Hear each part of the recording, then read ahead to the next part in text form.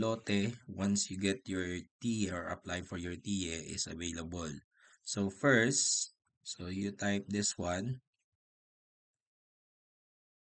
Okay.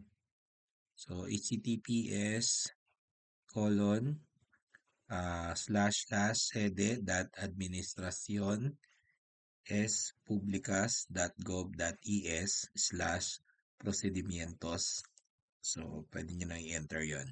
Now, kung wala man kayo dito, kung hindi nyo na-type yan, for example, ito lang yung napuntahan ninyo, yung mismong site nila, pwede kayong pumunta dito sa procedimientos din. Click nyo yan. Okay? So, once na-click nyo yan, pwedeng may drop down dyan. Pwede kayo ditong mamili. So, ang pipiliin natin dito ay ito, extranjeria. So, dito, kung hindi naman sa drop down gumana, you can scroll down and then nandyan din yung extranjeria. So, once you click extranjeria, so you choose cita previa de extranjeria. So, you click this link. And then automatically, ito yung lalabas. Okay. So, you can read that if you want to. And then, click acceder al procedimiento.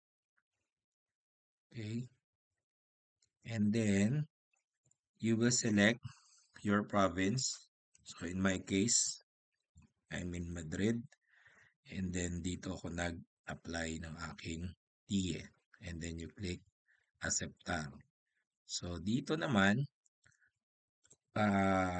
cualquier opisina kung saan ka nag-apply ng TIE mo or nagpasa ng papel. So, in my case, dito ako sa CNP, Avenida Poblados. So, ito yung i-click ko. And then, once na naklik na natin yon, dito tayo sa Recogida de Tarjeta de Identidad de Extranjero o yung TIE.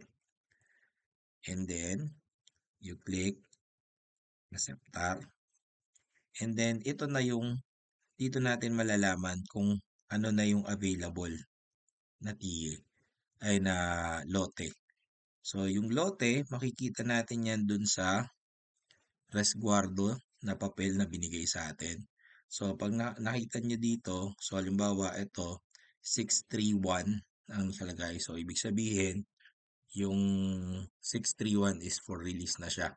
So, in my case, ang lote ko ay 629. So, that means to say, pasok na yung sa akin.